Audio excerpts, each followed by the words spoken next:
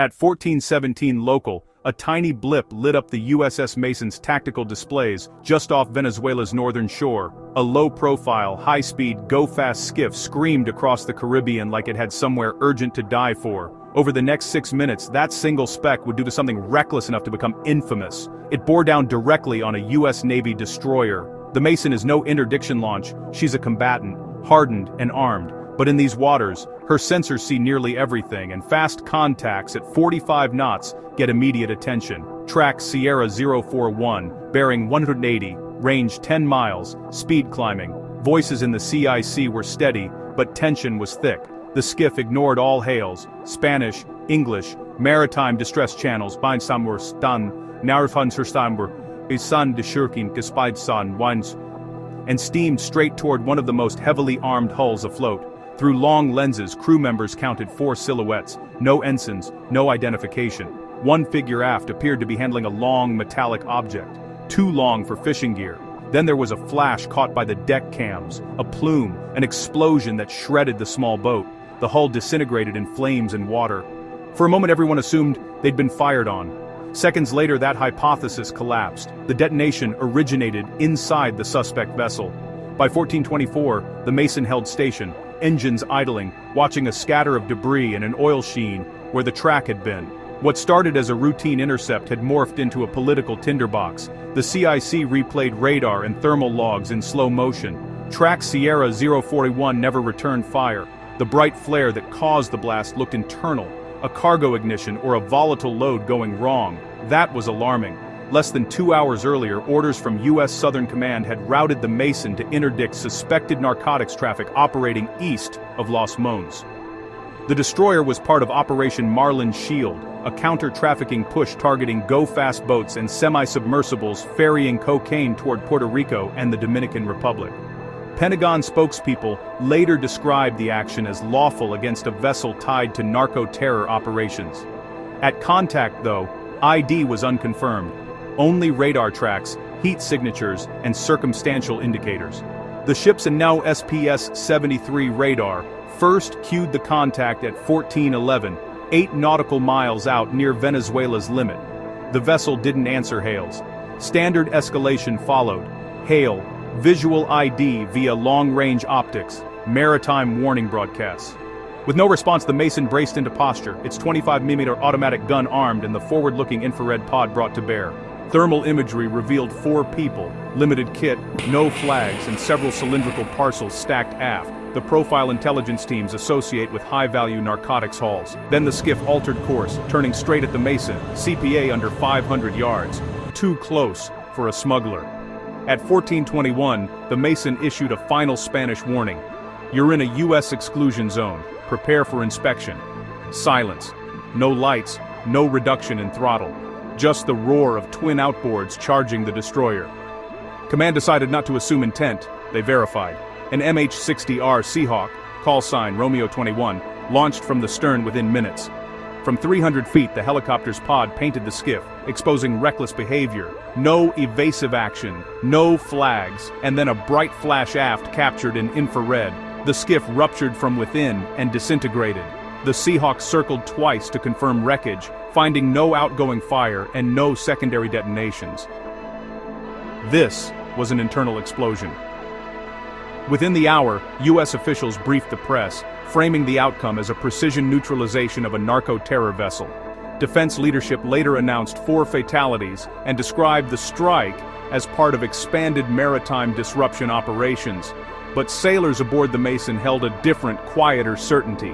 The blast was caused by whatever cargo the skiff carried, not by shipborne weaponry.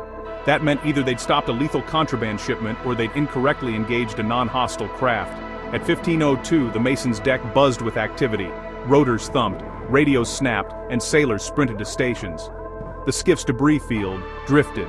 Life jackets and scorched fiberglass bobbed in the swell. The Seahawk's optical sensors scoured the water, shredded hull pieces, charred wreckage, 4 uninflated personal flotation devices. There were no survivors. The ship's CIC tagged every floating piece and uplinked imagery to Fleet Command via the Cooperative Engagement Network. Analysts in Florida watched the live feed, and the Pentagon demanded a rapid assessment. The first Pentagon release, picked up by wire services, declared the target to be a narcotics courier carrying explosive materials used by trafficking networks. Yet Mason's own sensor logs showed no pre-blast confirmation of contraband. The Navy had eyes but no physical evidence prior to the explosion. The Seahawk continued its orbit. The pod swept the oil-strewn sea until it spotted an upright, sealed metal drum among the flotsam. Stenciled letters on its side read PDVSA, Venezuela's state oil company marking. Suddenly the equation altered. If the cargo was fuel or industrial product rather than narcotics, the detonation could have been accidental, crew-triggered, or the result of an onboard malfunction. By evening, the story had become international news. Networks replayed the clip repeatedly. The Pentagon circulated a 20-second vessel neutralization clip. But critics noted the blast lacked signatures of naval gunfire. No incoming streak, no impact splash, only a single internal explosion, and a boat gone. That discrepancy fueled scrutiny. Satellite images reviewed by press analysts showed U.S. ships patrolling less than 18 miles from Venezuelan waters, but no visible gunfire signatures. By 2040, Venezuela's defense ministry blasted a televised statement accusing the United States of an illegal attack on a civilian vessel, labeling it piracy. Washington, in contrast, doubled down. The Pentagon said the Mason had lawfully acted to shield forces from a hostile narco-terrorist skiff. Defense Secretary language framed the strike as lawful defensive action. Critical because under UNCLOS, lethal force at sea is only lawful in the face of imminent threat. Yet video evidence revealed no incoming rounds, no evasive maneuvers, and no prior shots fired. So was there an imminent threat? Anonymous Southern Command officials later conceded sensor data was inconclusive and floated the possibility of an onboard chemical detonation.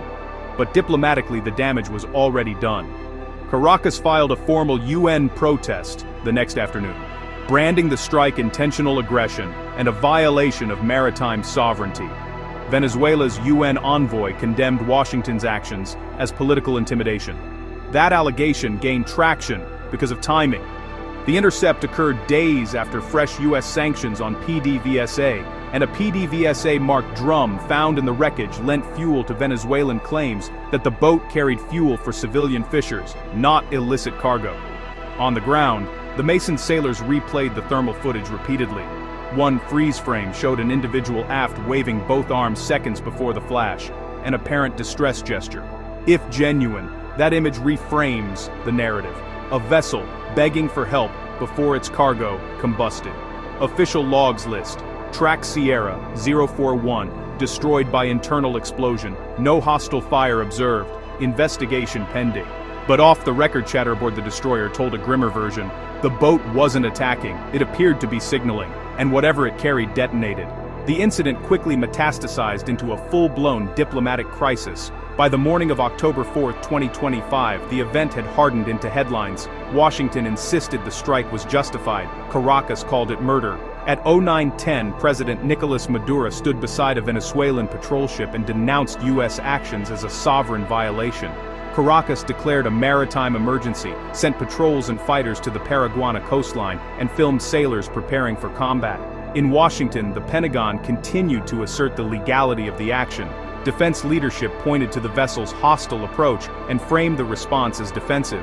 But international law's thresholds are strict. Lethal force in international waters requires clarity on imminent threat. Here, video failed to demonstrate that clarity. Inside classified channels, Pentagon lawyers already scrutinized rules of engagement. If Mason's sensors never provided positive hostile intent, the strike could fall outside doctrine. The political consequences are consequential. Each future intercept will be parsed publicly, and the Navy's moral authority in these contested corridors may be eroded. The sea may move on, but headlines persist. By week's end, the vessels had departed the area, but waves of political, legal, and diplomatic fallout kept rolling. Here are the verifiable facts. A small, swift craft exploded within view of a U.S. destroyer. 4 people died, no verified narcotics were recovered, and the only physical marker was a half-burned drum stamped PDVSA. That creates an uncomfortable fork. Was this a successful counter-narcotics interdiction or an avoidable tragedy broadcast live? Gray zone operations, part law enforcement, part military. Blur lines. One misread behavior, one wrong assumption, and an international incident erupts. Perhaps the deeper lesson is this: you cannot reliably target shadows with lethality without risking catastrophe. So what do you think? Did the US act appropriately by engaging quickly, or should they have withheld fire until absolute confirmation? Drop your thoughts below. I read them all. If you liked this breakdown, hit like and subscribe for more naval case studies told sharply and straight. Want to support the channel? Join the fleet for extras and priority replies. And remember, if you intend to charge a US destroyer, make sure your boat won't blow up before it reaches you. See you next time.